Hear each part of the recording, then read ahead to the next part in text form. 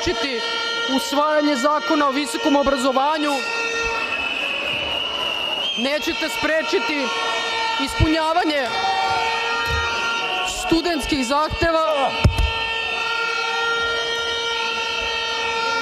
i nećete nas sprečiti da otvorimo tržište Afrike za naše poljoprivrednike.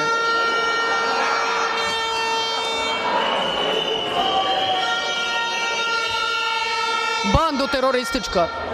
Bando teroristička.